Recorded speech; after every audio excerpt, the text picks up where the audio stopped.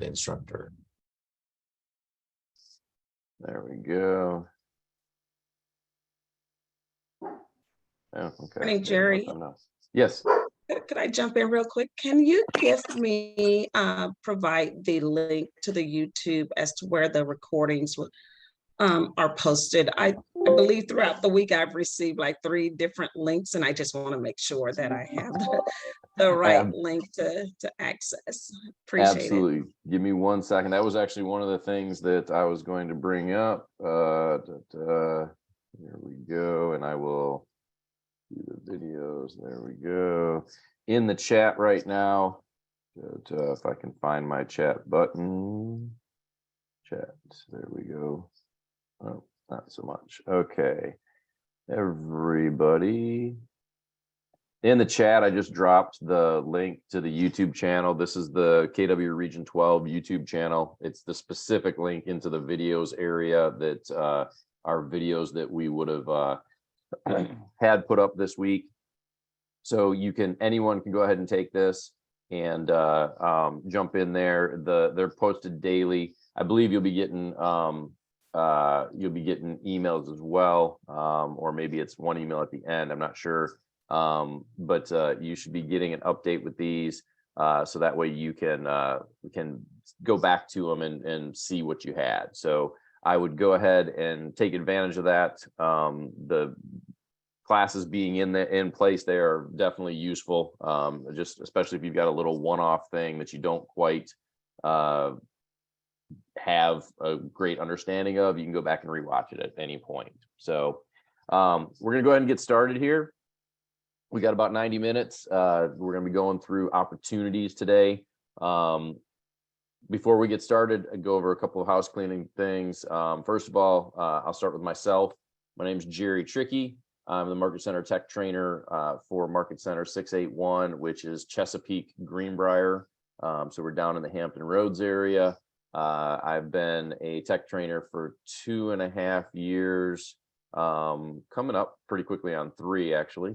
And I've been an agent for 7.5 years.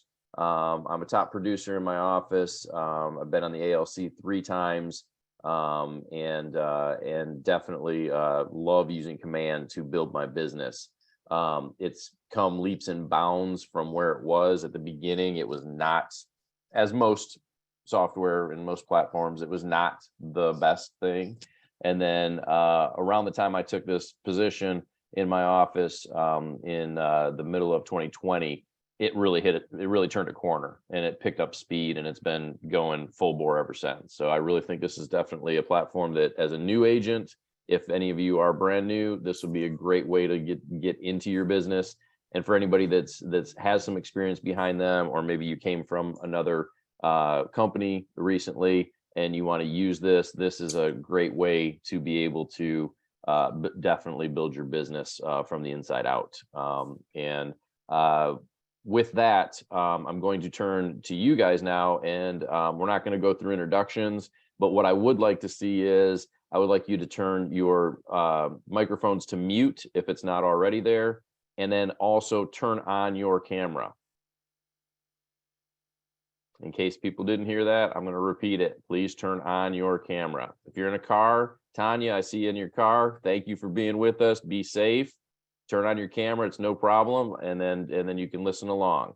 The reason I asked you to turn it on is because of this. If you were in a classroom and you were sitting with me in person, would you be turning your back on me and not looking at me when you're in class? Nope. I hope you wouldn't. If you would, then I would ask you to leave my class. I'm not going to ask you to leave my class here, but I would like you to turn on your camera. I don't care what your background is. Nobody else cares what your background is, but please turn it on. It helps everybody be able to feel a little bit more comfortable as we're going. So I'm off my high horse now, and let's have a little bit of fun. I like to have fun. First things first, yesterday, what did you learn, and what did you have any questions from what you guys went over yesterday that I can help with? Go ahead and open your mic if you have a question from yesterday or something that you learned, or even the day before if you were just getting to it last night. Any questions so far in the first 3 days? Not a question. Good morning, Okay. but Kyle just made designs a whole lot easier for me. So it was good. Well, first of all, Kyle is amazing. So I'm glad to hear that, Anne, that he made it easier. Designs is a great tool to be able to use and have built right into Command. And there's yes, Trisha, there's tons of nuggets you're going to get from each day. Yesterday, I'm sure, Kyle, like I said, is a rock star in our business and in our world. So I'm sure you learned a ton there. Today, we're going to go over opportunities. Hopefully, I'll give you guys a bunch of nuggets as well. If there are questions, feel free to blurt them out and ask. I have the chat open. I'll try to keep track of that as well. If you want to drop it in there, it may take me a little time to get back to it, but please feel free to ask questions. And I like my stuff to be interactive where we can. So go ahead and give a comment. If you're an experienced agent and you've got some experience that you can put toward a comment that I'm making, please do so. Love to play off each other and get a little bit more than just being stale. So I do like hearing myself talk, but jump in where you guys can. Okay, great. I'm going to share my screen and we will get going. What am I going to share? Let's go to here. Okay, so somebody tell me, give me a thumbs up or shake your head yes. Okay, thank you, Ann. I saw you first. You can see my screen. You can see that we're on our homepage. We're going to start today in opportunities, and we're going to end today in opportunities as well, but we're going to jump into here. Before we really start digging into everything, all opportunities all the time, somebody tell me what an opportunity is. What do you think an opportunity is here in Command? Opportunity to have a transaction with the buyer. Yeah, it's an opportunity to have a transaction with a buyer or a seller. Yep, and it could be even, if you're doing leases, you have those as well. So there's opportunity for that if you're in the rental side. But it's an opportunity to have a transaction with somebody. Let me ask you this: when do you create an opportunity? Right away. Right away, the new being contact. When you have a document signed. Okay, so when you have a document signed, absolutely at that time. Let me ask you this. I start mine before that. Okay, tell me about that. I assume the sale kind of thing, but it also helps me keep track. So let's say I hosted an open house and I had great conversations with, one or two people there. I did my follow-up and we engaged in the potential signing on them as my client for me as their agent. Maybe they haven't signed yet. I'm still cultivating that relationship. So just as it's shown on the screen here, cultivate first, then the appointment. So it really helps you keep track of your pipeline. And I have tons of people in Cultivate. They might not have signed on with me yet.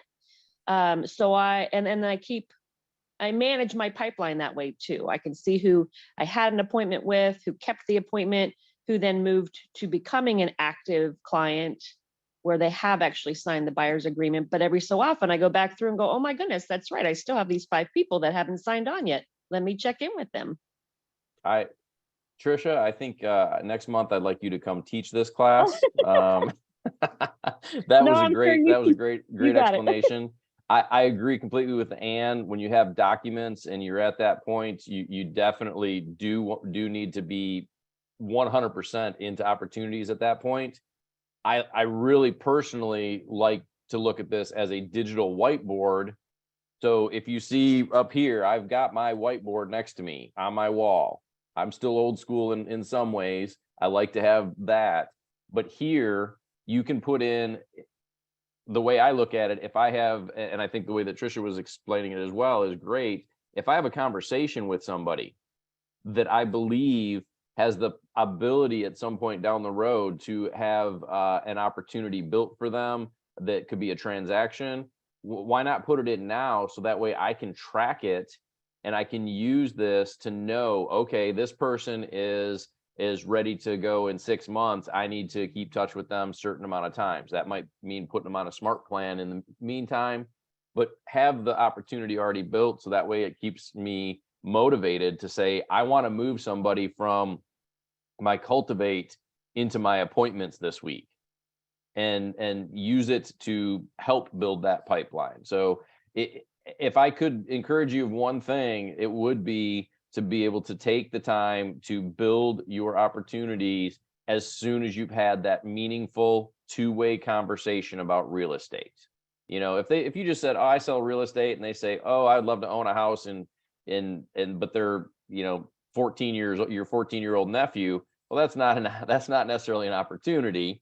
But if it's somebody that says, yeah, I've just moved the area, I don't want to buy yet, because I want to learn where things are, well, that could be an opportunity down the road. Go ahead and put it in now and get it started. I think that's very good idea. It can also help you in terms of the idea of what are you going to be seeing down the road. It help you for planning. I don't know how many people here are numbers people. And if you've been in the business for a little bit, if you're a numbers person, or even if you're just starting, you might plan to want to do this, but you might be doing a P&L every month, a profit and loss statement every month, to be able to see where your business is. And you want to be able to project when you're going to have some income by putting these opportunities in. And if you have an idea, doesn't have to be exact, but you have an idea of what your potential income could be from that, then you can put them in and they will translate over and they will show you some here. So, you've got potential, and then as they move down the pipeline, you've got probable. So, you've got potential and you got probable in both listings and buyers. And this will give you a little bit of an idea of down the road what some of your income might be. And you might also see that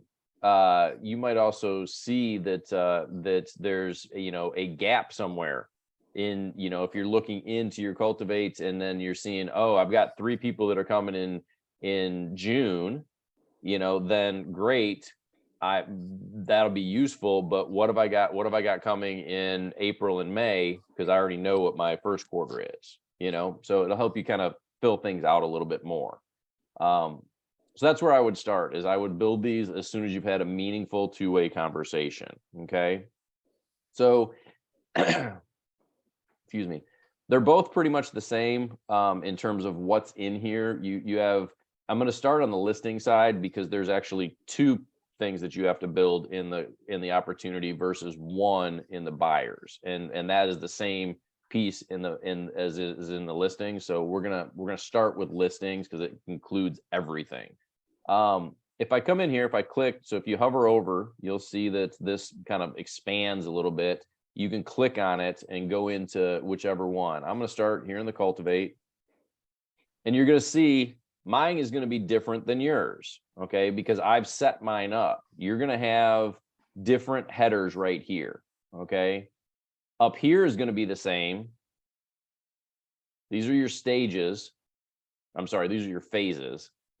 And then your stages down here are going to be different than mine, because I've changed mine. You can do this too if you want. You can change it to anything that you like.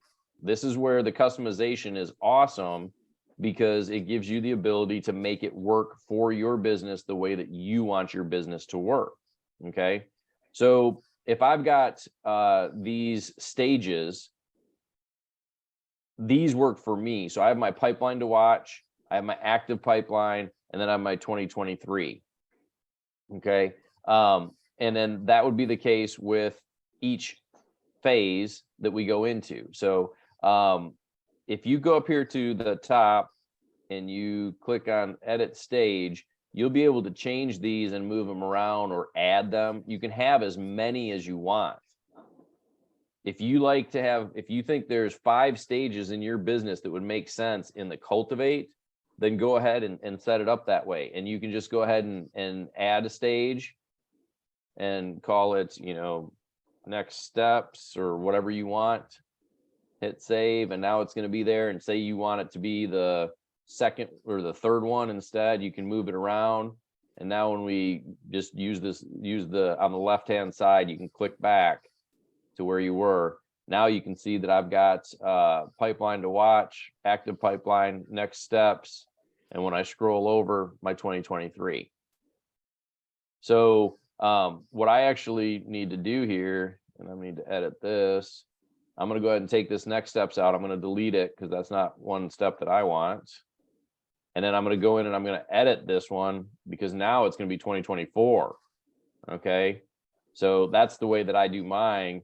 Is I've got my current pipeline that could be this year, potentially. I've got my active pipeline that I would expect is going to be something. Now, these are pipeline people that I have not met with yet. I haven't had any kind of an appointment with, because there's an appointment phase that I would put them in if I've already had the appointment. But these are not had an appointment, but people that I actively am trying to do business with at some point soon. And then you're always going to find people that, you know, Eloise here, I don't know, she may never list her house. She may just stay in that house until she's not able to stay in that house anymore. Perfectly fine. I'm not here to beat anybody up to move them out of a house. I'm here to help when that time comes. So I keep her in there and I stay in touch with her. And if the time comes, then great. I don't expect that's going to necessarily be this year, but I want to keep her somewhere, and so that I can keep an eye on her. And so I keep it in my future one. So you can set these up whatever way works best for you. You can see them in a couple different ways. If you click list view, it'll change and it'll put it into a list format. And then you've got the board view. Okay. And I'm glad that we rolled down here, because I want to show you real quick. Like, so you can move these around. If you just grab them and drag them, you can move them around. You can actually take these and move these into different phases. You just come up and you can see how it turns teal back there. So hover over it until you get it to turn teal. You just kind of got to play with it a little bit sometimes. So like this one actually is going live next week. I'm just gonna go ahead for today's reasoning. You just saw I dropped it. It says how are you doing? opportunity has been updated. Of course. And now it's in my active phase. Okay. So you can just move them around wherever you want them to be. And I'm gonna put it back into cultivate and go find her, and I'll put her into active pipeline for right now. We'll come back to her in a minute. Okay. Again, each of these phases, you can come in, change your name of your stages if you want, or add stages, whatever works best for you. You've got a scroll bar here. You can do many if you want. I've got scheduled for the appointment phase. I've got stages of scheduled, kept, and pre-listing. Okay. So actually, that's where this one needs to go. I move into my appointment phase, and now I find, where did Deborah go? She's there. She's already been scheduled and kept, and now she's in pre-listing because she is going to be, I've got a couple here that are real and one that's my house, just as a test account. This one will be going live next week. And so when I get to next week, I'll drop it into active. Okay. I saw somebody had raised their hand a second ago with a question. Yeah. Yeah, go ahead, Jerry, Ann. so I understand how you can move them from place to place. That's great. This is a section I've not seen before. Okay. But in terms of getting them in these columns to start with, is that the stages that are checked in the file, or did you have to do something else to get them in these Great. categories? Yeah, great question. So it first starts with, and we'll do this in just a minute. We're going to build an opportunity from scratch. So we'll say that we just met somebody. I'll check my buyers because I think I have one buyer that I have not put an opportunity in yet. And we'll make it from scratch. When you're making it, when you're starting to, when you first build the opportunity, you have a couple of boxes that you can check, or the drop down that you can pick from, I should say, that you can go ahead and set it into a specific place from the start when it's built. And then from there you can move around. So like I might put one into an appointment, and when I first build it, and then all of a sudden my appointment disappears. Their timing changed, whatever the case. Well, now I might move them back to cultivate because they're still on my list, but we're not ready for the appointment yet. So you can just move it around once you know what's going on with it. Craig, you got a question? Yeah, if you're a part of a team, does all this information propagate onto that other team account?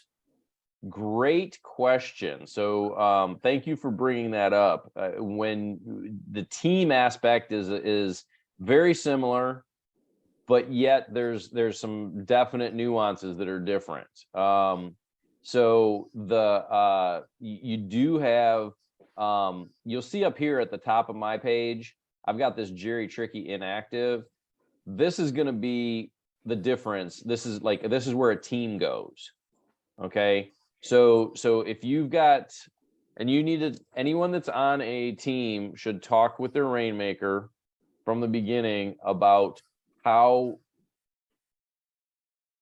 you're going to have everything set up. And if you are the rainmaker, if there is a rainmaker in here, you need to decide how you're going to have your team members be run. Okay. You can turn off their personal opportunities of the team member. Only the rainmaker or an admin that has access, but only the rainmaker can turn that off. And that would force them to put their opportunities all in the team. Okay. If we go in here, you see I've got a lot. I mean, I have it set up so that I can see it and use it, but I'm not a team myself. Yours would just be the same in here in the team area. So kind of like in contacts, if you're part of a team, you have your personal command database, and then you have the team command database for contacts. This is separated as well. And if the rainmaker wants to turn off my personal, they could do that and run everything in here. The reason being is the team cannot see your personal. So if you're a rainmaker, you have to decide, do you want to see everything without having to ask them, hey, can you log in and let me see where you're at in this opportunity? Or give me your password stuff so that I can do that? Or do you want them just to automatically not have access to it so that they put it in the team, and then you and your admins or whoever can be the ones to see it? So once it's in here, once that's decided and determined how that's going to be run, then everything in here is the same otherwise. You'll be running it through, you put in the cultivate, you can set the stages and the phases. I'm sorry, you can set the stages, you can't change the phases. Nobody can change phases. These 5 phases will always be the same for everybody, but your stages within them can change whatever way. So it's a great question. The team is a little bit different beast. Definitely reach out with your MCTT for your office when you have questions around this, or even if you want to do, if somebody is a rainmaker on this call, or if they're a team member who wants to talk with their rainmaker about how the team is run and what way is going to be better for the team, you should be able to have that conversation and show them some of this as well. Does that answer everything, Craig? Yeah, small nuance. I don't want to get us away from this, Yeah. but so my wife's the rainmaker. Okay. I just joined her. I mean, I just stopped doing my other job recently, and we're going to do this together, but we also have 2 other teammates. So I guess we're just trying to figure out, because our sphere of influence is basically the same. So we want to make sure that we're cultivating each other's sphere of influence, but then I guess we've got to decide how much we want the other team members to be able to see of our stuff. Is there also a way in the team to see who created that that opportunity easily, or? Yes. So the very common what you guys are going through, spouse being a realtor, other spouse now joining and being a part of it, and whether they're just a 2-person team or they've got other team members. I do not believe that if it's in the team, I do not believe that the individual member is going to see any of the other teammates' opportunities. They're only going to see theirs. The difference is the rainmaker can see everybody's. Okay. So that nuance that you're talking about, if she's the rainmaker, if the other spouse is the rainmaker, they'd have access to see everything.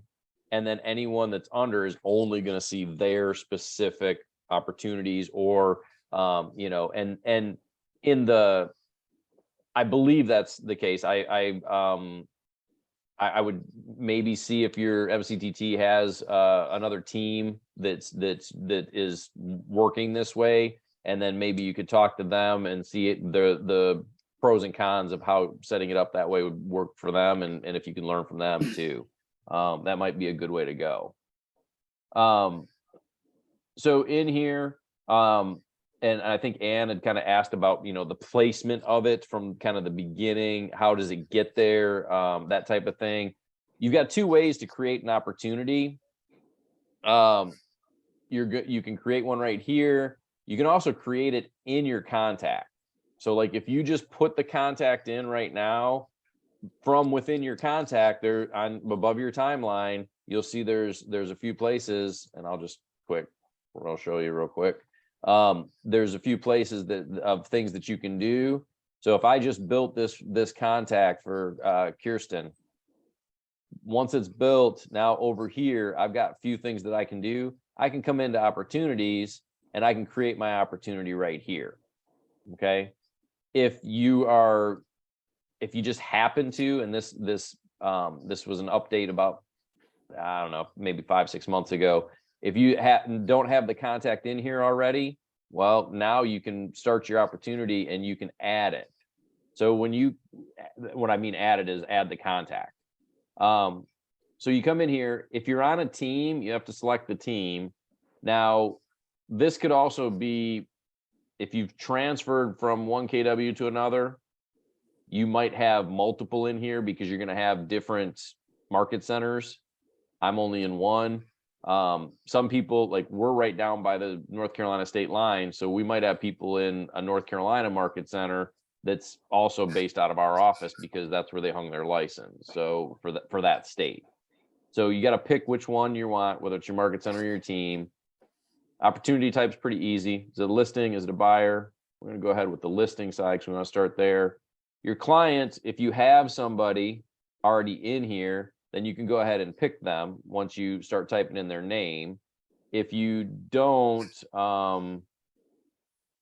let's say Ronaldo, well, now I can go ahead and create a new contact right here, and it will let me create that. Okay. Who am I gonna do? I'll just do a test one for I always pick up my wife. So now if I have a spouse connected, that's gonna also be, oh, look at that. I did not connect myself. I'm glad my wife doesn't have access to this because she might have unconnected me on purpose. I don't know. So if you have a spouse, it would show up here as a drop down, and then you'd be able to see. Right now it's saying no option, so I did not connect myself to her. But if you do, you go ahead and do that. Here in your opportunity, I'm going to tell you right now, please talk to your market center administrator, your MCA. Ask them how they would like your opportunities to be named. Okay. May seem like a little thing to you, but your MCA or assistant MCA or whoever in your office is doing the compliance. Our office has 200 agents. Okay. I know some offices are much bigger than that. With 200 agents though, if we have 80 or 100 listings in a month, they have 80 or 100 different opportunities to go through. If you just put a name, they're not gonna have to go in and see what the address is because they base it off the address.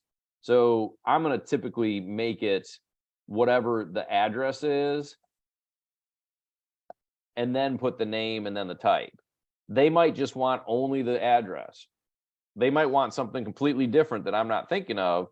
Ask your market center administrator how you should name your opportunities, because it'll help them. And honestly, when they're the ones paying you, because they're the ones that's pushing the button that gets your money to you, you might want to be nice to them and help them out. Just a thought. Now here you can put some tags if you want.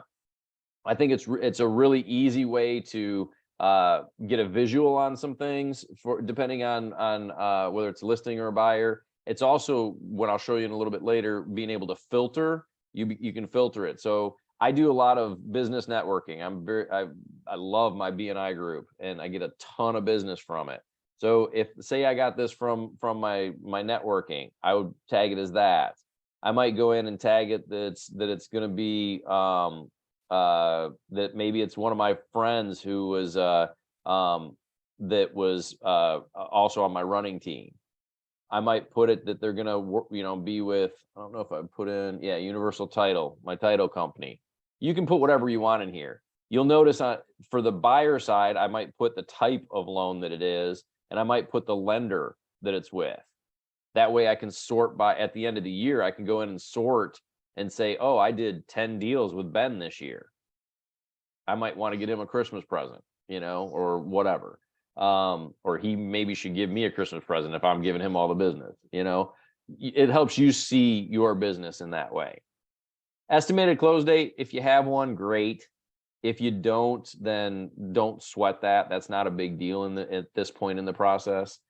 If this is an opportunity for someone for down the road, then I would come in here and I would say that it's going to be however long. So let's say that I'm going to be selling this house, maybe later in the spring or early summer. So I might put 6 months out. Okay. What's the price? Put 600,000. Your rate, it depends on you. Obviously we don't collude, so we're not going to say what a specific rate is, but if your rate is 3, then put it in. If your rate's normally 2.5, put it in. Trisha, you got a question?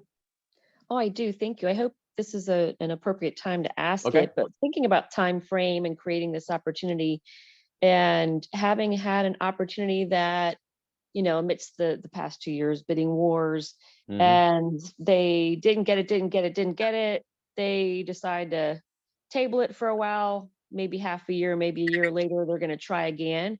Do Mhm. we close out archive that opportunity, or can we just change the time frame? What's the best practice? Do you Sure. keep the same opportunity and just update the time frame, or is that opportunity specific to that property? I don't know. Well, so in this case, doing a listing, it's for the property, but there's nothing that says that the time frame is just helping you with an approximation so that you can keep it on your digital whiteboard and know when you should be doing whatever marketing or touches that you should have toward them, and as a guesstimate of the time frame. There's Sorry, nothing I was hard thinking more of the buyer side. Yeah. Okay. So on the buyer side, it's still the same. There's not the time frame isn't going to trigger anything. It's not going to expire. It's not going to affect anything.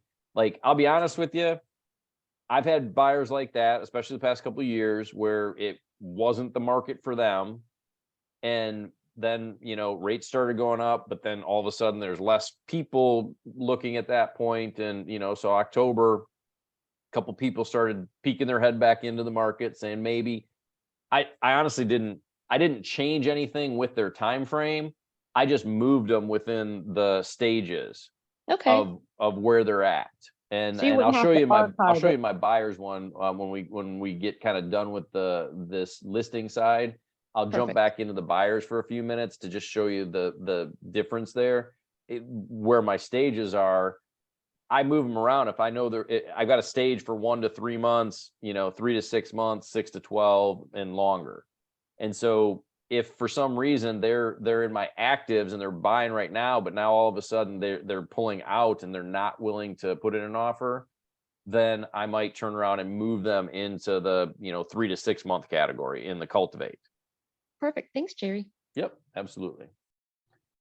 This is where I was mentioning that when you're building it, you get to pick where it starts. So let's say that I get a fair number of military buyers, and I had one a few months ago. She's PCS in here from San Diego. We already had the conversation. We had a Zoom, had our consult before I got her name, called her. She said, yeah, let's talk today. And so we got on a Zoom. Okay. So it happened real quick. I had already done it before I made, after I'd made the appointment. So I can set mine as the appointment was already held, and I could put her into my, pre-search if it was the buyer side instead of pre-listing on the seller side. So I could put her wherever I wanted her to be. Okay. And you could put it directly into active if you want. In this case, I'm going to put it as a cultivate, and I'm going to put it as a pipeline to watch. So I go, and I think I already have one named that. So I'm going to go ahead and name it a different one. So I'm going to go ahead and create. Now, once it's created, this is the internal portion of the opportunity that you've just created. I'm going to show you where it's at. So this is what we just made. It's in my cultivate, and it's in my pipeline to watch. This is where it started. Once I click into it, now this is what the internal portion of it looks like. And you can come in here and edit anything now or down the road. You'll see that it's got the contact here. If I click on it, my wife's test account is not updated apparently. So I can see these quick things if I need to, or I can go directly to it. When your listing is live, it should connect after you've done it the first time. It'll ask you to sync the first time, I believe. After that, your listing would be, if it's live, it'll be the KWLS listing will be able to be clicked through right here. Okay. And you've got several tabs here. You're on the details. You can see this teal line shows you which tab you're on. You're on the details. If I come in here to edit, now I can see everything and that I had already put in. Okay. And if there's other stuff that I want to add, which personally, I like doing this, because if I come in here and I add my appointment scheduled date, let's say that our appointment was the 3rd, and our date that we scheduled it for was the 6th. So we talked on the 3rd, and the date for the appointment was the 6th. Then if on the 6th they said yes, I'd put agreement 1 or whatever date that is. And then your contract date, okay, so we're gonna list it in let's say it's May. We'll go right before Memorial Day because that's a hot time. So maybe that's when our contract date will be. Okay, and then close date, we don't know yet. That'll get tied in later. If you update this, I'm just moving my Zoom. You guys all know how Zoom windows are with everybody's faces, and you got to keep moving around so you can see your own screen. I took contract date to mean when it ratified. Say that again. I took contract date to mean when they actually ratified, when we had a ratified contract. Yeah, Does you're that right. mean- I wasn't sure. You're correct. No, because I was thinking from the listing date, and I just went too fast. Oh, Yeah, okay. yeah, you're correct. So then is agreement 1 supposed to be for the listing? Yes. Oh, thank you, because I never figured, Never mind. I Yeah. won't embarrass myself. Thank you. Well, no, we can all be embarrassed here because I'm embarrassed that I didn't separate the two because, and I appreciate the call out. This is for when your contract is under contract to be sold, and your agreement one is the agreement with this listing. So your company's agreement to be able to list the property is going to be this one. And then the contract date is going to be when there's an actual contract from a buyer. On the buy side, this is super easy because you're only one side. You don't have a listing agreement. So it's going to be, okay, we scheduled an appointment. We had the appointment. We did our buyer rep instead of the listing paperwork. That would be the two things that are agreement one, buyer rep or listing paperwork. And then you have a contract date, which is the purchase offer, and then a close date. Buyer side's easy. Seller side, you do have to remember. And so it's okay. We can all be embarrassed. I screwed that up on my end and I just fixed it. Jerry, it seems like a small thing, but Mhm. I think it would probably help a lot of people if that agreement one was relabeled to, either listing and buyer or agency agreement signed. Sure. I It's agree. Yeah. confusing. I completely agree. I completely agree. And there's a place, it's ideas.kw.com. It's a great idea. I would plan that it's going to stay as it is.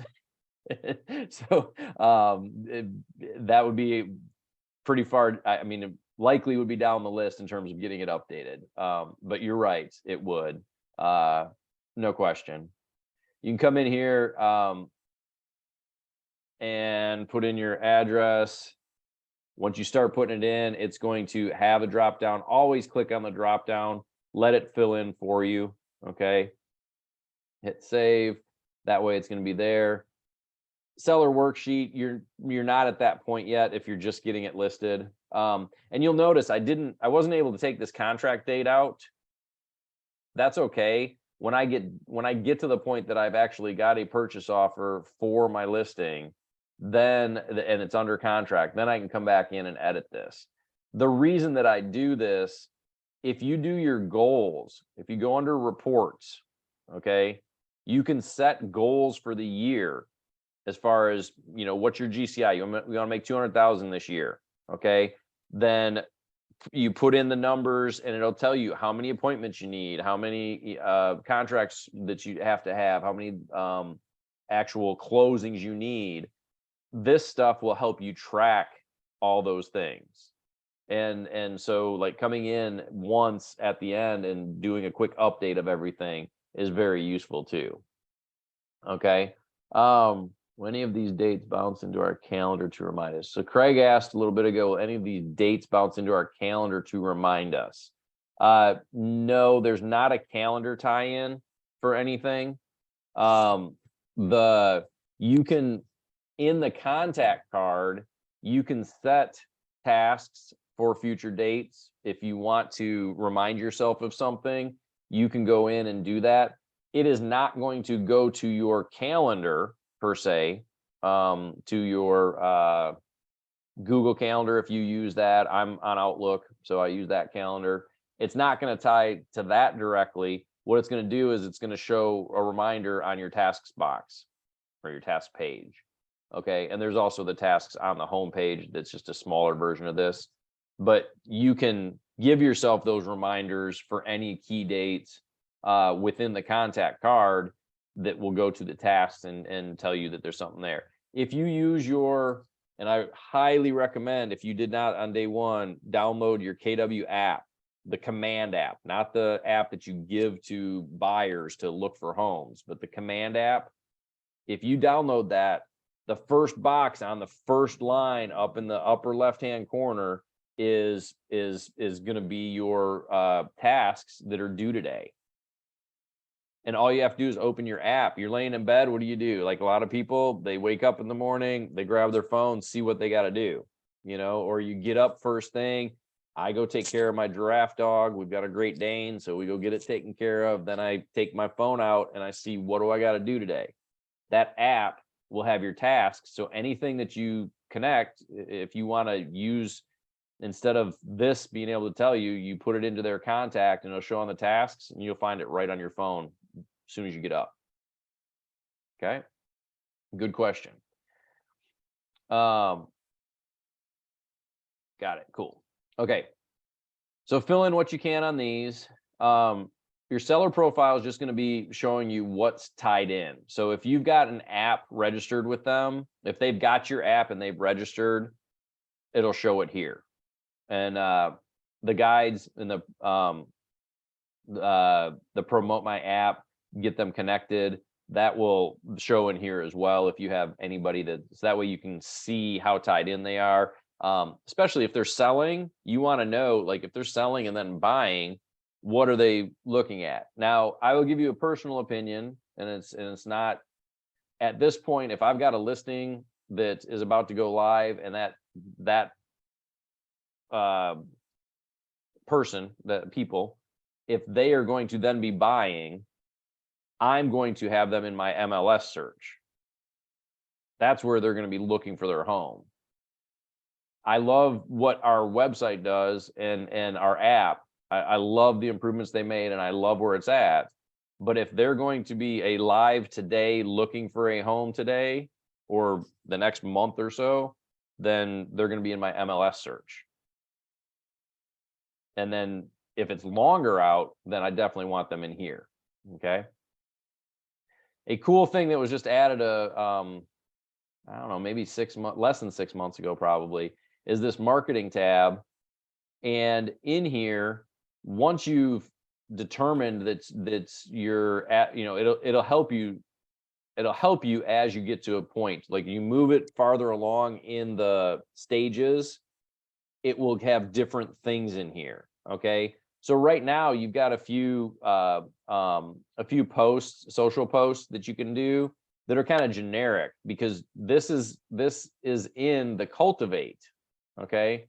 Now, if I take this and I move this to active, okay, let me get to got too many things on my screen and I don't know if I can get to it. There we go. Okay. So now it's going into active. Okay. If I open this up now in active and I come to the marketing area, different things are here now. So I've got a just listed flyer that I can print. I've got some social media posts as well. And then I've also got some ads that are pre-made. And these are going to be directly tied to you see how this is already tied to a listing for it. It's going to be ready to go in designs, or I can go into the social ads and I can create the ad and it's going to be tied to this address already. So depending where you're at in the pipeline, now that I'm in active, this marketing will have different things for you, and it's pre-made. My understanding, and we're going to find out more in about a month, because family reunion, there will be a ton of updates. They actually stopped about 2 months, almost 3 months ago, stopped updating any major updates because they like to do a big push at family reunion with a lot of cool new things. And one of the things I hope will be there, if not, I expect it by probably this summer, is this whole suite of everything that's, just listed, under contract, just sold, open house, all these different social media posts and these print pieces that we can do. Right now, you click on it and it's here and ready to go, but you still got to do the little things of updating the street information and putting the photo in and whatever. It's super easy. It takes 5 minutes. My understanding is that this will already be done for you at some point soon, where it's going to have it and you click on it and it'll have a just listed flyer that's actually going to have your listing already made. So hopefully that'll be a tool that everybody can use soon. I would like to say that that's going to be family reunion, but I cannot guarantee anything date wise. So does it automatically pull in the pictures from your listing? So yes, it will. Tanya, I'm going to say yes, but there's a caveat here in the way that I say yes. There's always a caveat with technology, right? Yeah. So when you go in here, yes, let me see if I can do it real quick. It's going to be available here, but it's not going to already be put in here. And what I mean is this flyer is here. If you're active, trying to think what.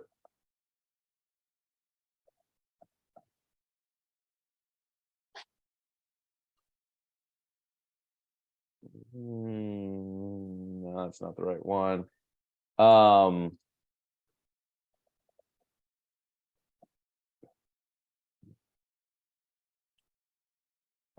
There we go. Okay, so like this is my actually it's this one. This is my listing from October or November, whenever it was. So I come to this designs area because I clicked on it from my opportunities marketing tab. This is already here. If I click on it and I have selected this, my photos are here, and Okay. now I can just go ahead and click it over. Right. Okay. So the answer is yes. Your photos are here in the KWLS. You just Okay. need to do the drop in real quick.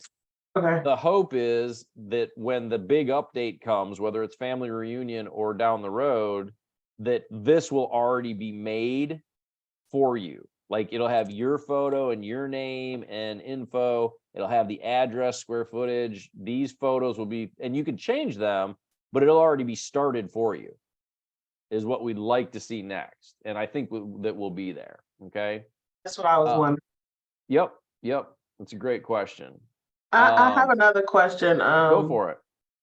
I was driving, so I was wondering, I thought I heard you saying that you can make edits to the opportunity section and the stages section. Is that correct? Or Yes. When I jump back, remind me, I'm in listings right now because I'm kind of showing the full everything. After this, I'll jump into the buyer side real quick. And when we get there, I'll show you where those are real quick. Just remind me when we go back to the buyers.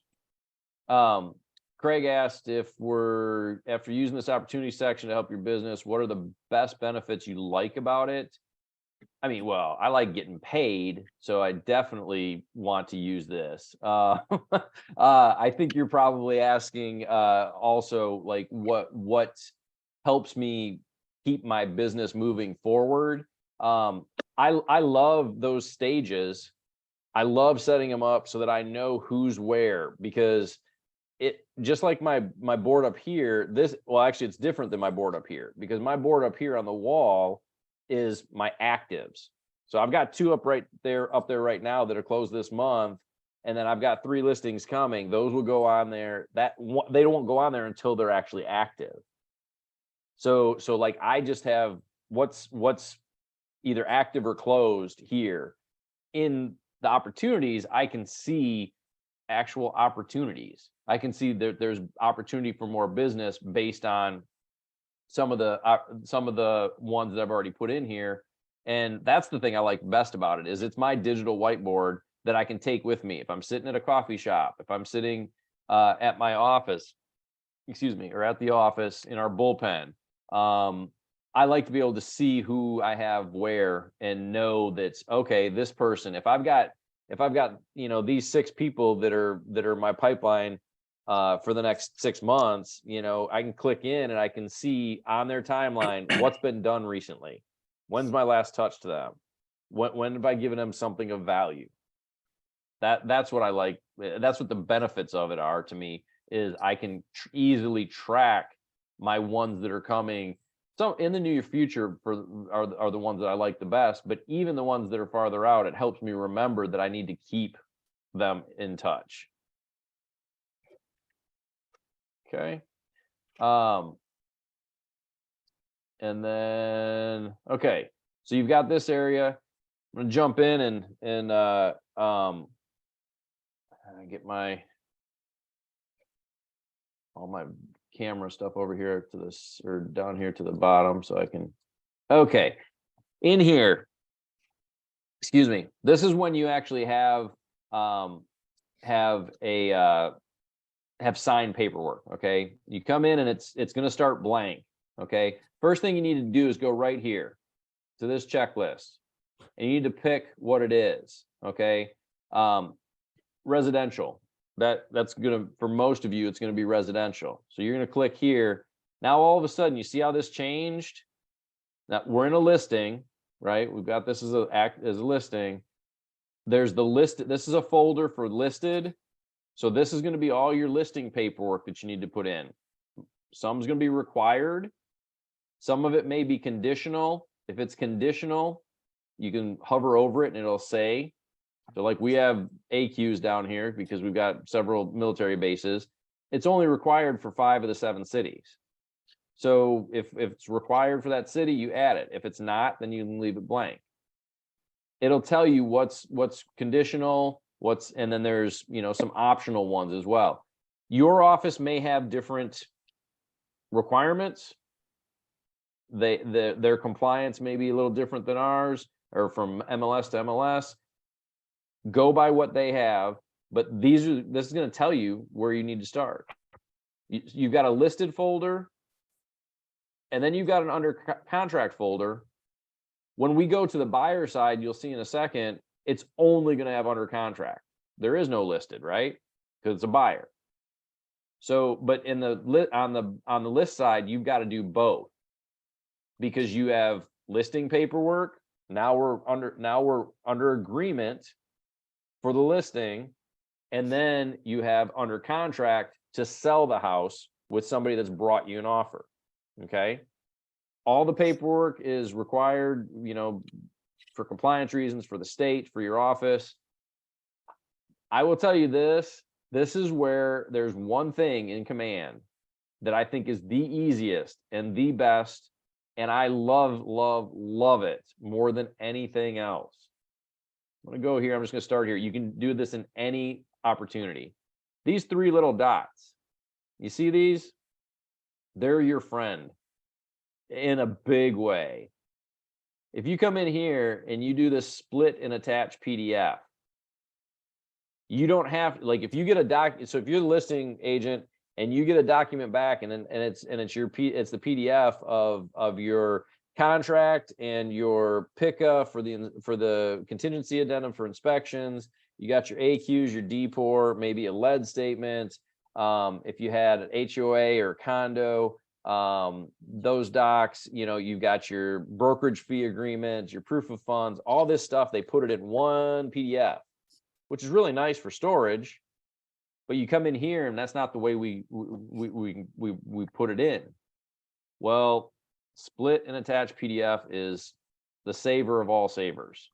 You just made my day. Oh, it made my day when they did this. I was pissed so many times having to cut these up and do stuff before they ever did it.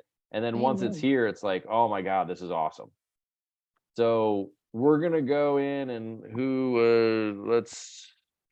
do I have? Yeah. Okay, so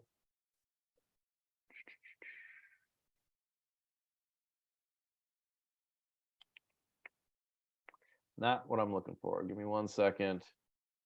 I'll find the right one.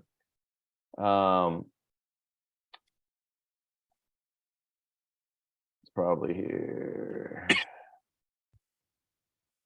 Here we go. Full sign packet. Okay, so I come in here and I've got my PDF that I've picked. And now I'm going to go ahead and I'm going to hit next, and it's going to show me my document. Okay. It's going to have all my pages here. And I'm just going to go ahead and I like to look over here. Once you get to know your documents, you'll know how many pages they are and you'll be able to tell. So like this is page 1 to 6 is the main document. Okay. So our listing agreement. So I'm just going to go and I'm going to pick listing agreement, put in the page numbers. I put it like this.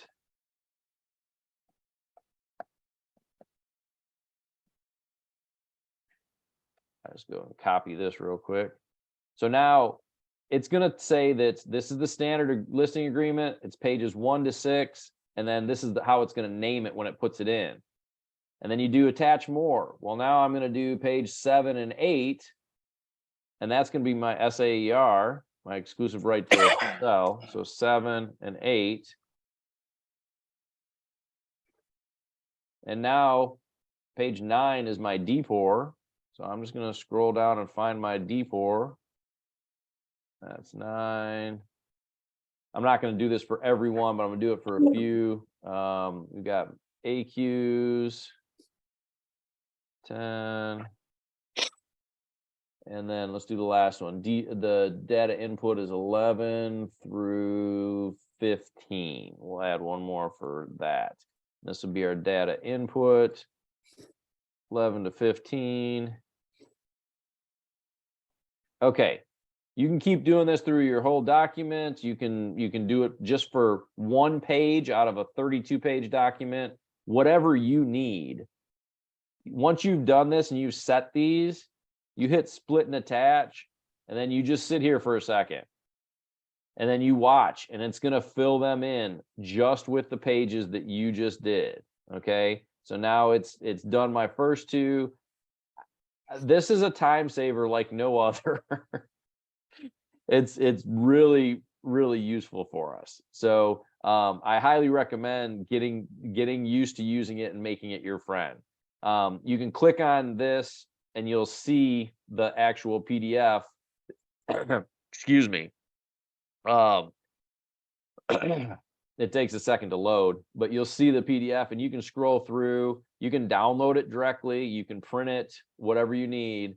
But now you just went and, what'd that take me? A minute and a half, and you just put 5 of your documents in. If they're all in one PDF, now all of a sudden you can do all of it in, 2 minutes, and it'll just be there and ready to go. Okay. Once you've filled in all the documents that you have required by your office, then you hit this submit button. Okay. They're going to be submitted. Your office will then review it in whatever their compliance policies are.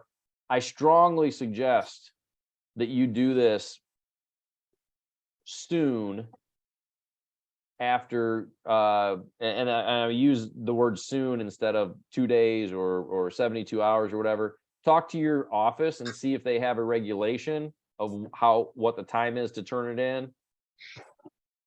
If they don't, then I still suggest doing it as soon as you feel comfortable. Maybe that there's some issues with the house.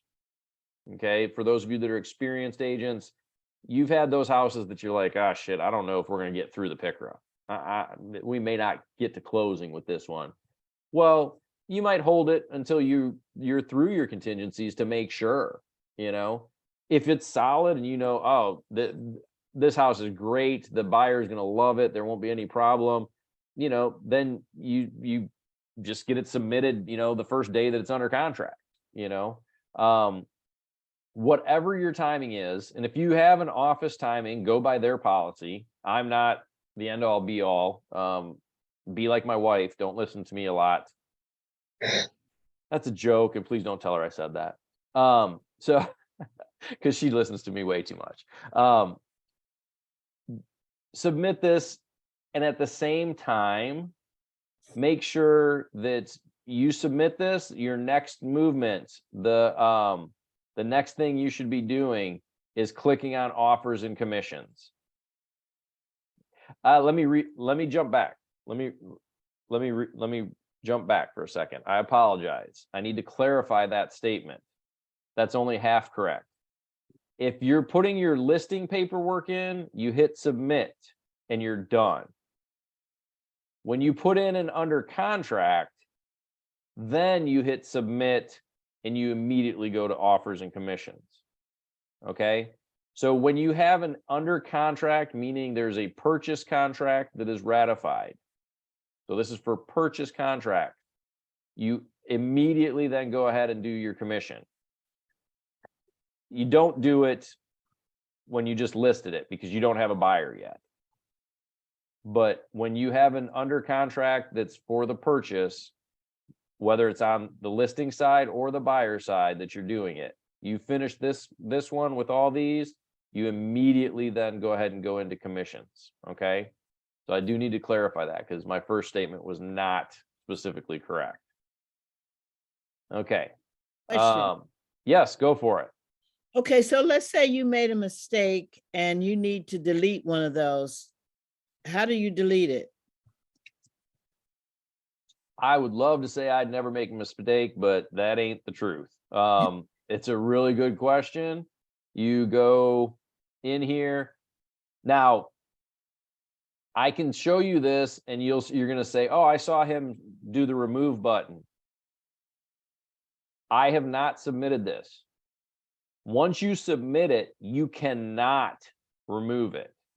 You can Okay. only replace it. Okay. So right now, I've not submitted it. If I put the wrong, like, let's say that this document, I accidentally did the wrong pages. Well, I can just come on here and I can remove. It's gone. Now I can put in the new one. Okay. Mhm. Once I submit this, now the compliance has to start. And every document that they receive has to be, tracked properly. You cannot delete it at that point. When you come here and you hit these three dots, it'll let you replace it. And so you'll just do a replace instead. Okay, that make and sense? to keep both of the documents, or does it get rid of one and just use the replacement? What you're going to see, I believe, will just be the replacement. Okay, Okay. It in the system, it may keep that one, and I know it will keep track of that it was logged. But as far as what you're going to see here, you should only see the new one. okay, Okay. Once it's replaced, until you replace it, it'll show the old one. But okay, once you do the replace, then, because yeah, we all screw up, and or we have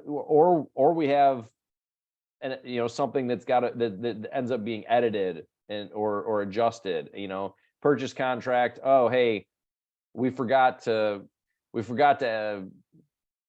it was in the agent remarks that the garage refrigerator in the garage was going to convey, and we didn't put it down.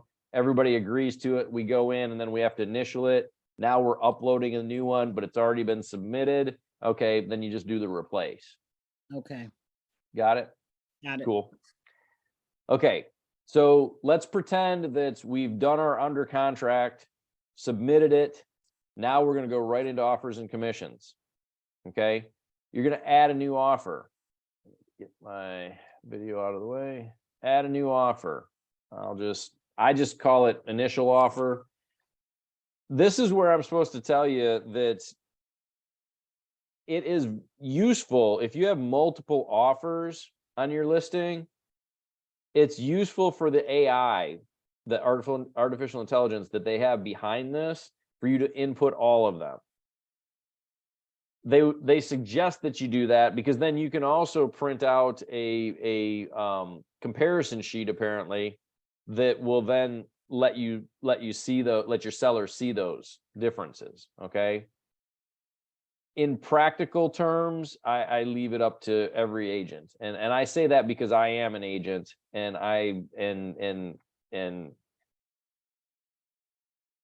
you do what's best for you is where I'll leave that. But they would like you to be able to put it in, because the more opportunities that the AI has to receive information, the better the AI gets, and the more they can use it. And with 170,000 agents, I mean, we all know that not every agent's producing. So let's say that there's 100,000 agents that are producing. They're doing X amount of deals per year. The more deals it has information about, the better the AI can be. So the more offers you put in that you actually have, the better. Obviously, on your buyer side, you're not doing more because you're only putting in the one that you got under contract. But on the seller side, they are looking for, if you can do that, that's great. You put in your offer date. Let's say it was today. Let's say that our projected close date is next month. We'll say it's the 16th.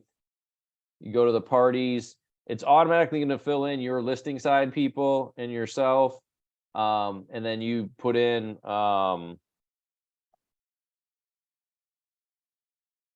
and then I just fill in the basics. You'll see the asterisk of what's required. I just like to fill in the basics, to be honest. The terms, okay, so you put in your finance amount. Let's say they're gonna do 5,000. Oops, they're gonna finance 320 for a very median house around here. Earnest money, let's say it's 2,500. Everybody's going to be different on this. Some areas it's 1%. Some areas, I mean, when I first started, $500 around here would get you, you know, in on a $500,000 house, which is crazy to me. But you put in your earnest money. You know, if there's something that makes sense in here that's part of your deal, you can fill it in. Whether it's with the contributions or you know, if there's a termination within it. This, you can put your pros and your cons in a summary. This will show up on the analysis sheet that you can do if you've got multiple offers. I rarely put in anything here, but you're more than welcome to do that if it's something that you're going to be showing to your client. You hit save. Now it's giving you a chance. You're going to see what the specifics are here. And now you got the chance to accept it or reject it. Okay. And you can add a new offer. So this is where you might put in your multiple offers. You might say this one was rejected, but we're going to add a new offer. Okay. If this is the only one, it's your only offer. Now you've got this and you're under contract and this is the one that you're going with, you hit accept. Okay. I'm not going to do that here. I'm going to go back here. Sorry. We got to jump to buyers. Commissions. Okay. So now you've saved it because it's been accepted, I should say. You've accepted it. Now you're going to have, you can go into your commission. You'll still be able this has already been set, but you'll be able to edit any of this if need be. If everything was already set properly when you built the opportunity, it's got the price, it's got the commission rate, it'll already automatically make your commission. It'll have your units, your contract dates for when it went under contract. Again, that is the under contract date. That was correct. I originally was incorrect in the way that I built that opportunity. And then you've got your projected close date. Then it's going to tell you splits and everything down here in your caps. It'll tell you how much you've got left towards your cap. And then it'll give you all your breakdown. Okay. And then you hit submit where this request termination is, you'll have a submit button. So you hit submit and that will be able to put it into the commissions area for the office. And then they will approve it. And then you'll be sitting here and when you come back after they've approved it and view it, it'll look just like this. Okay. This is, I'm right now, like seriously, when you get to the point where you've done under contract, and I should tell you, I can show you this one. So once it's been approved by your office, you'll have an approved here. And then if they do like us, which I'm sure most offices or all offices do, they'll put a note. So they'll tell you that your compliance review has been approved. Okay. And you can send notes back and forth. So here's something. Let's say that you accidentally didn't get an initial on something. Let's say your CDIF, maybe page 3, you didn't get an initial. They're not going to approve it. They're going to leave it as there's a status update needed. There's going to be an issue. It will be, I believe it's purple, maybe, I think is what it is. And you'll come down here and there'll be another note, or they might put it in this note that'll tell you what's wrong with it. And then you got to come in and replace it with the right thing, with whatever the update is. Okay. So mine's been approved. I did mine right the first time. So they just told me, hey, you're good to go. Nothing else to do here. But if I've got an issue, then they're going to tell me, hey, you're missing this. Or sometimes I forget to put in a certain document, just by accident. Well, they're going to tell us because that's their job. Okay. So once this is done and I've submitted it, absolutely need to come here and do the commissions and get this offered. I think there's generally a pop-up text email if there's an error. Yeah, it is. It may be, so like, I do not mean to sound like this, but I don't have errors very often on this. So I'm not trying to pat Ev- myself on the back. I think I every now and then I've clicked the wrong document, one that was unsigned rather than Yep, the yep, I've signed. done that. And you get a something, I forget, it shows up on my phone. It's like, hey, go pay attention to this. So Oh, that's yeah, that's you will- helpful. Absolutely. Great point, Ann. If you have that command app downloaded, the red one with the white letters, the command app, the KW command app, if you have notifications turned on, that will tell you, because you're going to get a notification. If I have something wrong here, or even if I have something, when I have something right, like they've just approved it, this little bell up here, you're going to get a notification. And it will also go directly to your app.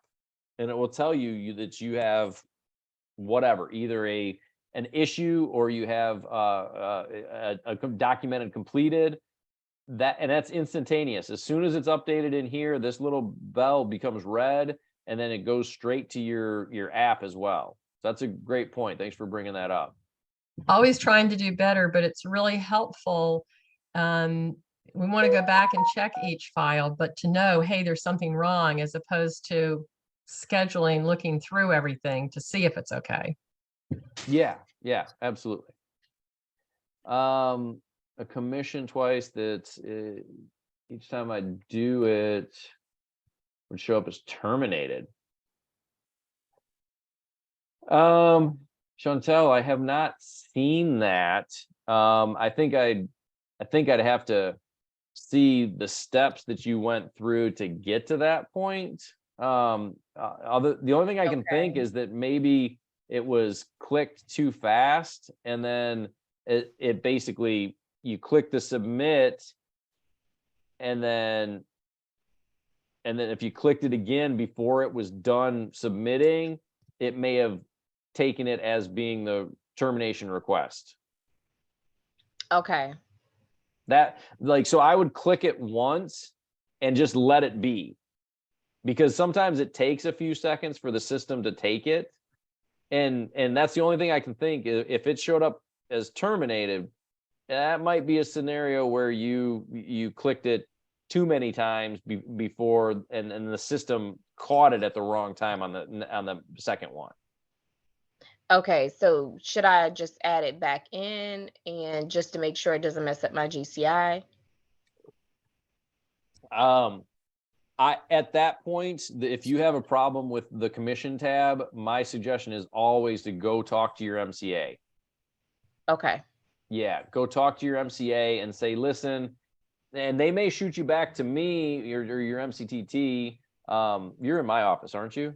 Yeah. Yeah, I thought so. And I just don't know if we met or not. But No, not yet. We haven't done our one-on-one. Yep. So for your situation, but for anyone else, you'd go to your MCTT. Chantel, you'd come to me, or Christina, our MCA, might send you to me, but I would start with her when it comes to commissions, because Okay. in the big picture, I ain't paying you. She Gotcha. is. Gotcha. Go to the person with the money and talk to them and make sure it's done the way that they want it. Okay. That'll Yep. work. Thank you. Yep. Cool. And Trisha, yeah, we've all accidentally uploaded the wrong thing, and yeah, it's their job for compliance. And I'll tell you this, they want to do the compliance to help you, but also it's helping them, because if DPOR comes in, or your MLS, either one comes in and they're doing a file check and they randomly pick you and this one, transaction, and your files are wrong, not only are you getting a fine, but the office is getting a fine. So it's beneficial to them to do the compliance and make sure we're turning in the right stuff. So, excuse me. And yeah, we've all accidentally uploaded the wrong one. Okay, so I want to try and give us a few minutes for Q&A if you still have anything. And this has been very good so far, but I'm gonna kind of go through quickly on these next two here, and then I want one other specific area I want to jump in. Notes, you can add notes here. I'll be honest, I don't put notes in here very often, but I'll give you a scenario where I would, and that would be with a pain in the ass client. Call it what you want. We've all had it. Sometimes we're the ones that's the pain, but sometimes it's our clients. If you have a difficult transaction, if you've been in business long enough, you have come across someone that you know is the type of person that would take you to court over something that you're working with, whether it's your client or whether it's the other side's. If you need to keep notes for a transaction because of the potential lingering pain down the road that someone may cause you, put the notes in here. This will never go away. You can't lose your email. You can lose your email. You can lose paper. This ain't going anywhere. If it's put in here, then it becomes part of it, and legally for your office needs to keep it for obviously a certain amount of time. But what KW is doing is it's just going to keep it, period. They're just not going to get rid of it. So if you put notes in here, they will never be gone. Go ahead and put them in if it's something like that. Hopefully we don't all have many of those, but to be quite honest, we have a fairly, if not very litigious society. If you have any type of contract issue or transaction that looks like it's got problems, keep notes on it, so that way you know what you did and that you were on the right side, and then put them in here. Timeline, this is going to show everything that you did or that the office did on your behalf, and it's going to be here from the very beginning. You can keep going. You can go down here until it was created, okay? And it's going to have every little thing. I'm going to show you in a second a checklist, because I don't want to get out of here before we show the checklist, because it's super easy and super awesome. Puts them in here. This is when our administrator come in and was checking compliance on different things. Everything in your timeline will stay here as well, and it will never go away. Those notes would end up in here as well. This is a compliance area more than anything. Okay. I think we gotta send emails. I can talk about one type of email. Yes, that's in the checklist. And then does command have an auto email to buyer seller transaction timeline? Mary, Yes, this. not to interrupt, but yesterday, Cal, I was asking a question. I asked Kyle a question yesterday regarding creating the email from your that you can go into, I think, sign or what have you. But anyway, he said that you would be able to touch on that more in detail today. So I was wondering, are you going to have time to do that? Well, and that's what we've got a couple of questions here too, or about the how can you go over how to send emails, and then that's me. okay, and then does the command have auto email to buyer or seller with transaction timeline? Okay, and that's what I was trying to get through these other things to get to real quick at the end here. So yes, I think that's what Kyle would have been talking about, is your let me get back to this area. Okay. Can I ask one thing before you leave compliance? Okay. So I got a notice saying your compliance request for the buyer has been returned. Go to command on the web to view the opportunity. So you come back into your compliance request would be you submitted your documents and something is wrong. So that email is the same as getting the notification up here or on your app. You're going to get an email as well. That's telling you to come back in here and look to see which one is marked as something being wrong. okay. And it may be that you missed an initial, it may be that you accidentally put in the wrong document. We've all hit all those types of things. It should tell you which one, and likely they'll leave a note that'll say what the issue is. That way you can get it fixed. And then once you've replaced it, then you hit submit again to let it go back. Okay, Yep. Great. And if it doesn't, I should say this, because it's been a minute since I've had to update something. If you update it and it doesn't let you submit, then all you need to do is right over here, there's going to be a little note. That same note, there's going to be a bubble here. Just click on it, and you can type in there in the box that it gives, and that will send a note back to them to okay, say this has been updated. okay. Okay. All right, great, thanks. Great. Okay, so as far as, and I'm gonna try and go over this real quick, but if anybody needs to jump off at 10:30, I totally understand. And I apologize for running a few minutes over. This client updates are one of the most useful things that you can have. You can set these for every stage. You can have different checklists, okay? And these checklists can be automatically sent to your buyers or sellers. Every time there's something's checked off, it can be automatically sent to them, so they get an update and they keep informed about where you're at in the transaction, okay? And I think that's what everybody asking about the emails was talking about. If you come here into edit stages, doesn't matter what stage you're in, every stage is like this, and you can update these in every stage. So let me take a step back. If I'm in active and I've got, listing goes live, okay, I'm going to have different things at the beginning than I am at when it's been on market for 2 to 4 weeks. So like at the beginning, we're going to have some marketing stuff that we're going to be doing that's going to be different than the type of stuff that we're going to do to market or try and get it sold at 2 to 4 weeks or 5 to 10. Like if you're on market for 8 weeks, your marketing is a little bit different than what you're doing at day 2, right?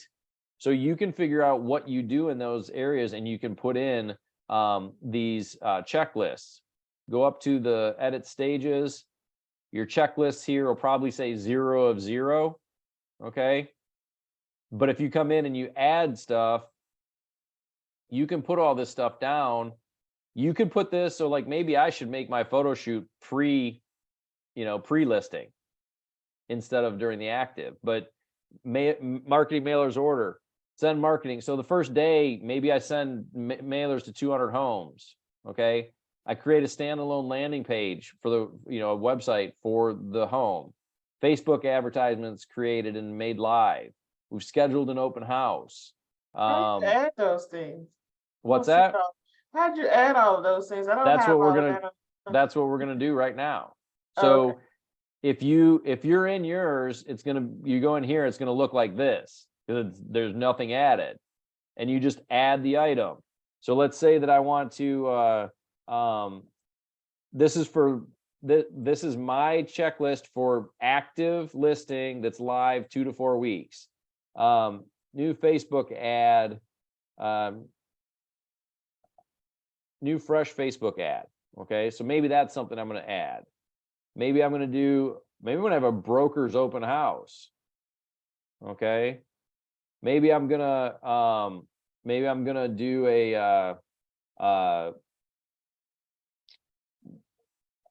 to do a midweek after school open house to drive different traffic. Whatever different things you want to do or that you want to put in here, you just hit add the item. Okay. And then hit save. And now I've got 3 items in this one. I'm Okay. trying to follow you. Sorry, but I don't see All that. your I'm going okay. into one of So my old listings to see if I can kind of follow you. well, you're gonna it doesn't matter what listing, because I'm not in a listing. I'm Okay. just in the actives. The So like for command. me, I'm in Okay. active, Uh-huh. and then you go up here to edit stages up at the top.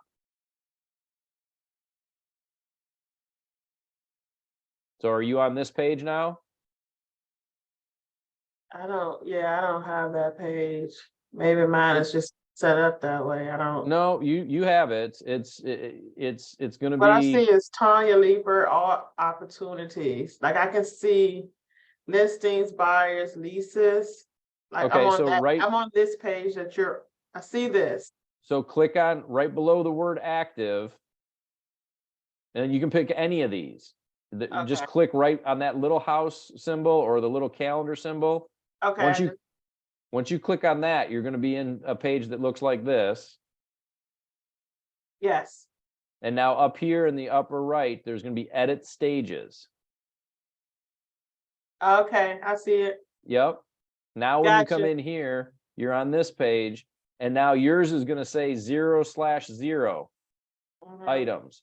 When you click in that, whether it's and you can go back to the ones you've already done and edit these.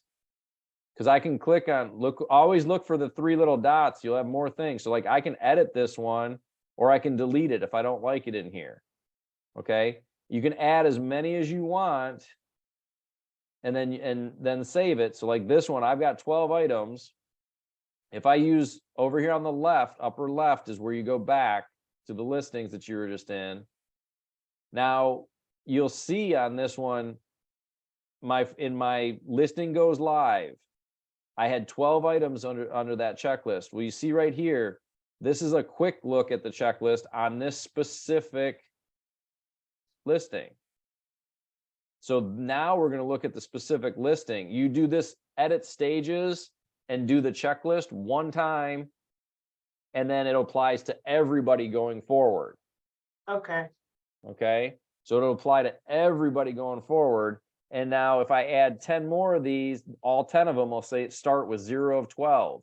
Now, if I come in here and I click photo shoots done, I mailed, or my marketing mailers have been ordered. Now I've sent those mailers to 200 homes. Okay. Well, now I've done 3 of 12 items. Keeps you on So- task. Yeah. Yep, it keeps you on task. So if you know you've got X amount of things that you need to do, put them in as go to edit stages and put them in as somewhere in this, whatever stage this is in. Okay. And then you do the same thing. Like if you've got stuff that you do for people when you're scheduled an appointment, or when Mhm. you're kept an appointment, or you're pre-listing. So I need to adjust mine. So my pre-listing checklist actually has the photo shoot in here, because that's what we're doing before we get listed. Right. Okay. So now you've got your checklist here, and this will keep you on task for the stuff you need to do at each time. And for all you new agents that are out there, you're going to want to do these, and the first time you go through it, write down everything that you do. That way you don't have to recreate the wheel the next time you get a listing. If you're lucky, you get another listing, the next month or the next 2 months. But if you're like me, you might go 6 months between your first listing and your second listing. Well, now when I did that, I was 6 months, shit, I'm turning around and I'm recreating everything all over again. And it's like, hey, I'm a new Jerry today. And that's a waste of time. Write it Yeah. down so that you don't have to Like waste that. that time. Yep. Can Okay. Can you question. also go in and put them in even before you have a listing? Or you have to have a listing first? Yeah, no, you go in and edit these stages right now today if you want, Right. and okay. put everything in there. And then you can edit them later afterward too.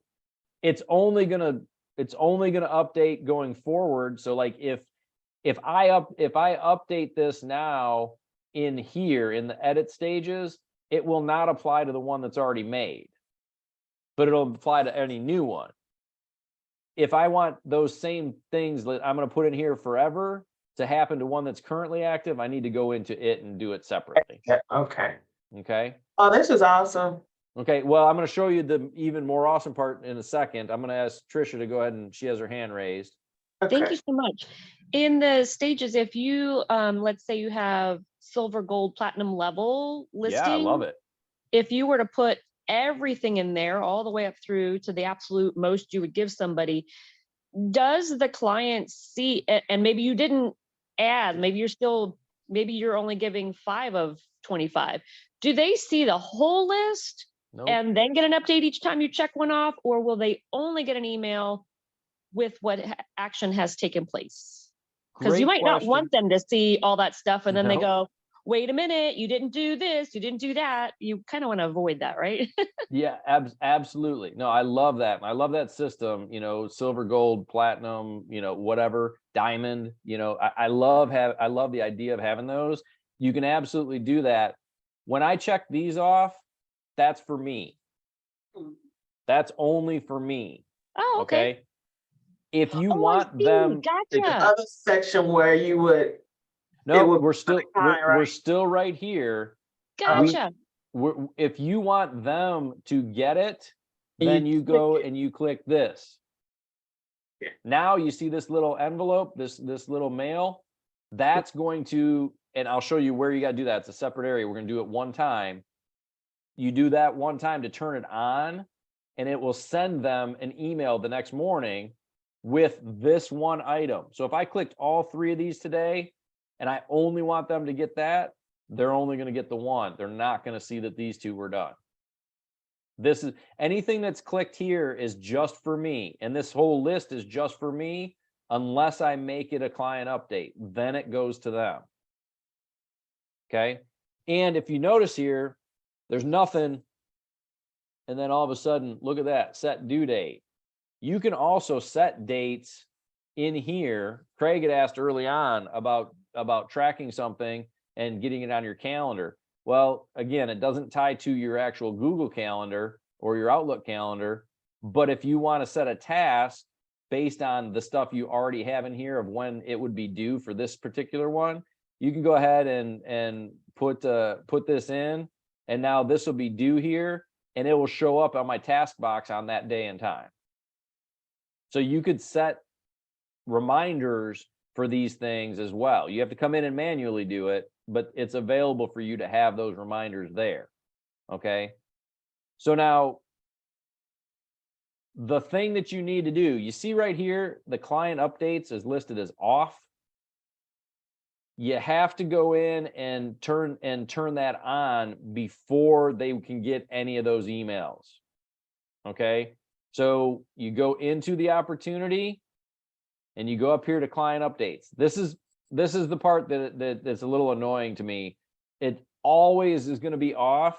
So when you have a new opportunity, if you want to send them emails, you have to come in one time and turn it on. Okay. You come in here and you hit client updates. So your checklist is here and you're inside the opportunity. Client updates is here. You just turn this on right here. And then you make sure that you know what time you want it sent. I send mine at 7 in the morning. Most people are up and they'll have their phone. People love getting this email because they're seeing you work. Whether they're paying you because they're the listing side, or you're just helping them and they feel good about it because they're buying a house and they're all excited. Either way, they love getting this email that things are being done. It's going to have who it's going to. It's going to be sent from you, first of all. It's going to have who it's going to. You got to have an email in here. If I didn't already have one in, I would put it in here. And then you can add more people. I normally take myself off of both. This is more team oriented. Who's the assignee for it? Who's the owner of the contact? That might be different if you're on a team. If there's other people, so if I had myself connected to her contact card so that I was the co-lister, I would be on here already as the co-lister. And then if I wanted to add, say we wanted to add our, a family member. Well, you can add anybody you want for emails. Okay. It's going to look like this. It's going to have your company logo. I mean, if you've got your KW logo, and if you've got a team, it'll have your team logo, have your information up here with your logo. It's going to say contact name.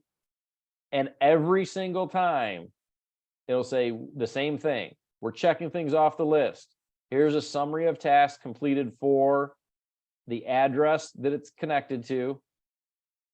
It should pull a picture from the MLS. If it's a listing, it'll pull a picture. If it's a buyer side, it'll just be this. There won't be a picture here. And then whatever your checklist item is, it's going to put it on here. It's going to have a check mark next to it. As long as you have put client update checked. Okay. As a reminder, it is pulling in directly. So you hit save on this and it'll save it as on.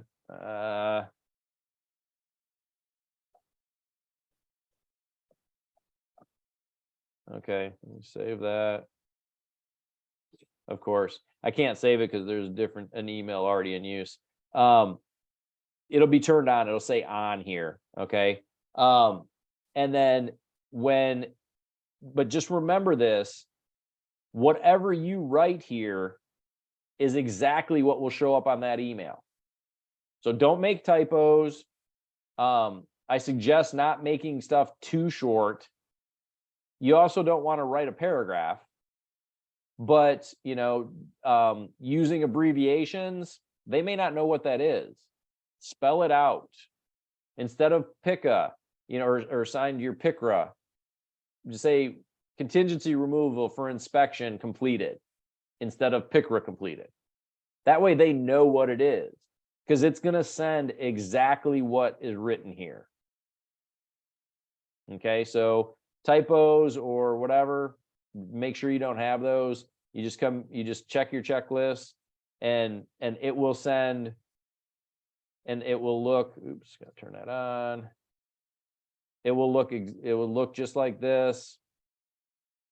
If my computer decides to work, come on.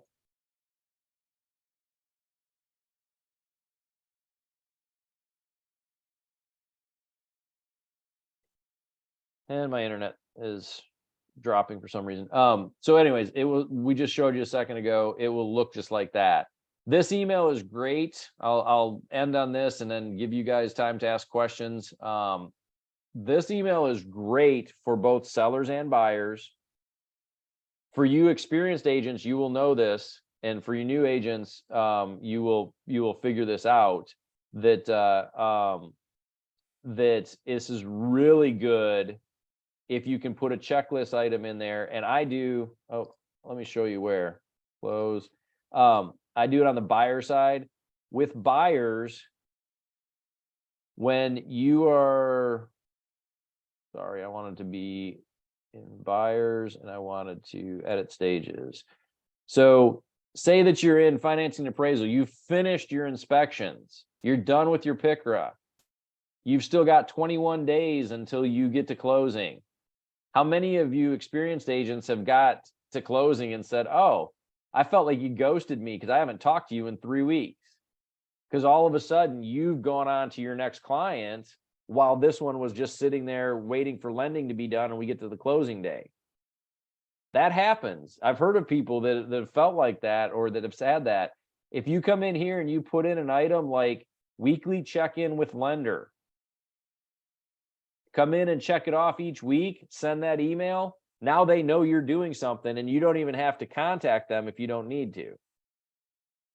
So find things that are useful to you to put in here that will keep them in line, or not in line, but in step with what's going on. You're communicating with them without having to put effort into it. And you're showing them that what's going on in the process. So add in something later in the process, like during the financing appraisal stage, when you don't have anything that you need to do until the week before, when you start telling them, okay, we need to do our walkthrough next week. You need to turn utilities on in your name next week.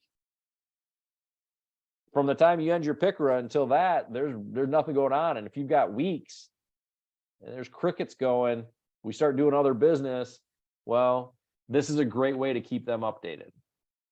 I'm going to quit talking. I've touched on everything that I needed to talk about today.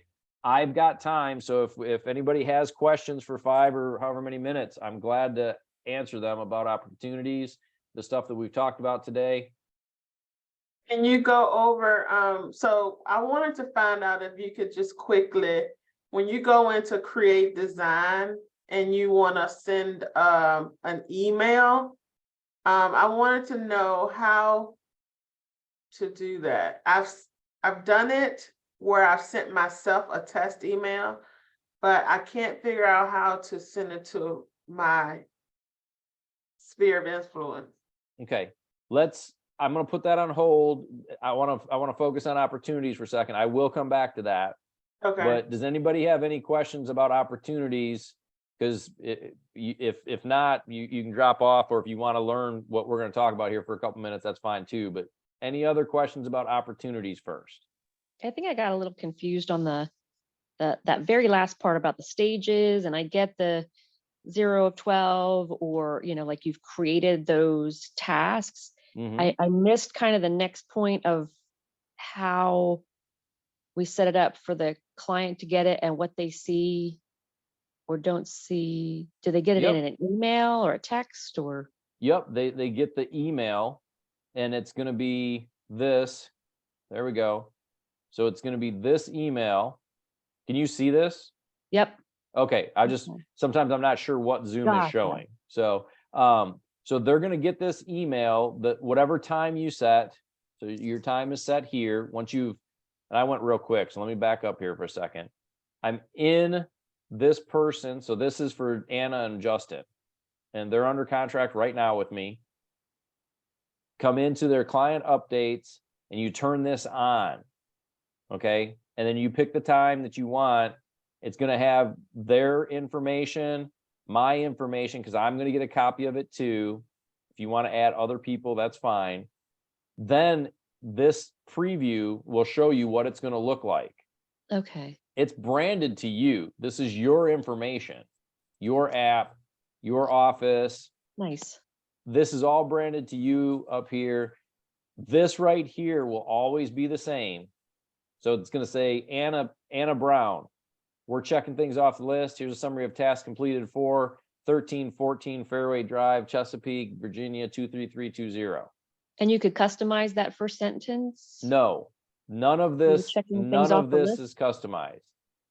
Okay, The- so you the tell them at only- some point I'm going to be sending you checklist item. I'm gonna, Say that part again. I didn't hear you. you'd have to have you wanna tell them then that you're gonna be keeping them posted? You can. on I the- mean, they're going to get it, and they're going to figure out what it is real quick. Okay, okay. Yeah. I mean, if you want to, that's something that you absolutely can tell them. Hey, I'm going to keep you posted throughout.